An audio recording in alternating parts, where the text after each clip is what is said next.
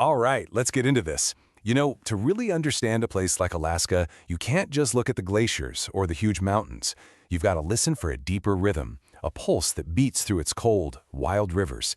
It's the story of a creature that is, quite literally, the lifeblood of this entire place. And that is no exaggeration.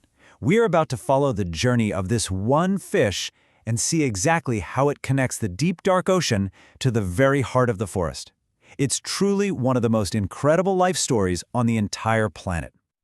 So, our story doesn't begin where you might think, in some gentle little stream. No, it starts years earlier and thousands of miles away, out in the immense, deep blue of the North Pacific Ocean.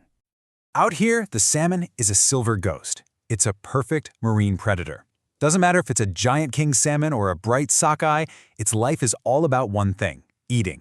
They're just feasting on krill and herring and squid, building up all that fat and muscle that is going to be their only fuel for the impossible journey that's waiting for them. They're free, they're powerful, and they are at the absolute peak of their physical lives. But then something shifts. Maybe it's the length of the day changing, or some subtle shift in the Earth's magnetic field. We don't know for sure. But whatever it is, a switch flips deep inside them. The feast is over. The time for roaming is done. It's this ancient, unbreakable instinct that tells them one thing and one thing only: turn around. It's time to go home. So as they reach the coast and they start to smell the fresh water from the rivers, the salmon begins one of the most shocking transformations you'll find anywhere in the animal kingdom. They are, essentially, preparing for war.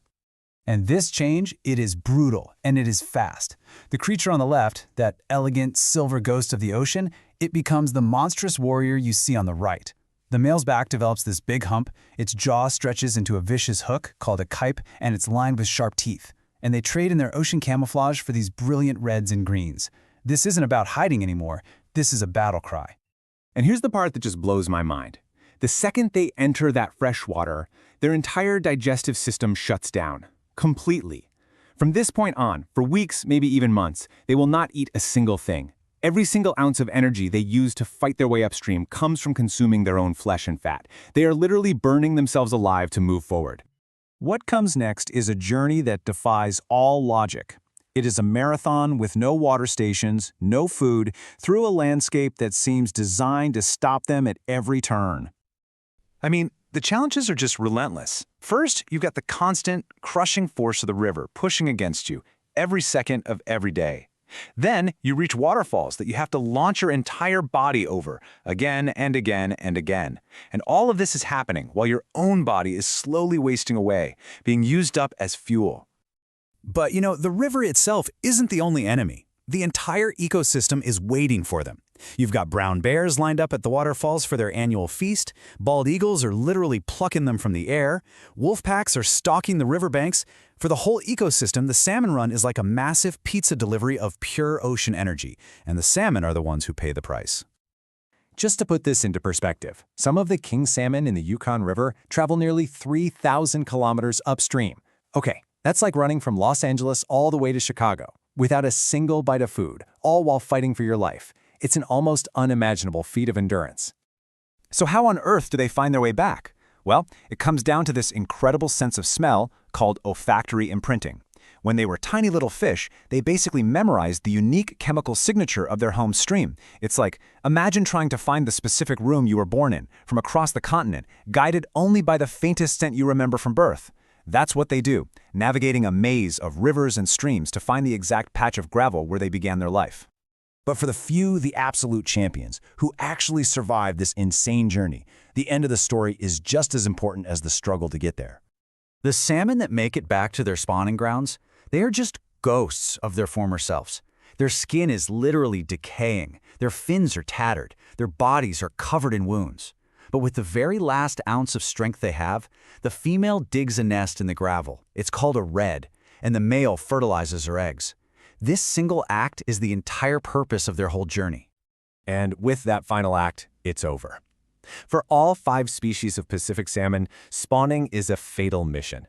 Their bodies, having given absolutely everything, finally give out. The great struggle is finished. But this is where the story becomes truly profound. Because their death is a gift. You have millions of carcasses that decompose, and they release this huge payload of nitrogen and phosphorus, nutrients they dragged all the way from the deep ocean. These nutrients get absorbed by the soil, and they feed the giant spruce and cedar trees along the riverbanks. And then the forest, in turn, shades the river, which keeps it cool. Its roots prevent erosion, protecting the very same gravel beds that the next generation of salmon needs to survive. What this all means is this isn't just a river ecosystem, it's a salmon forest. These massive, towering trees are, in a very real and physical sense, built from the bodies of countless generations of salmon. The fish become the forest, and the forest shelters the fish. It's this perfect, beautiful, incredible loop. This incredible cycle has been playing out for millennia, and it really highlights our own often complicated relationship with this amazing species. On one hand, you have indigenous peoples who have lived in reverence of the salmon for thousands of years, seeing them as a spiritual gift and harvesting them sustainably. On the other hand, modern industry often sees them mainly as a commercial resource, and the threats from overfishing, habitat loss, and climate change are very, very real. Thankfully, Alaska's super strict fishery management offers a pretty good model for how we can be better guardians of this cycle. And while the adult's epic story comes to an end, deep down in that gravel, a whole new one is just beginning.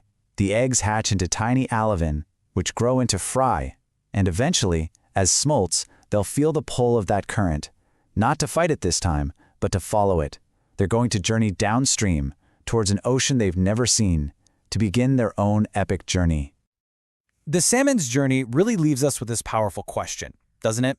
Is the purpose of life just to live as long as you can, or is it to burn completely for a single purpose? It's a life that's not about longevity at all, but about intensity. It's about consuming everything, then burning everything you have, all in service of something much greater than yourself. It's the silver ghost that finds its crimson fate, and in doing so, gives life to an entire landscape.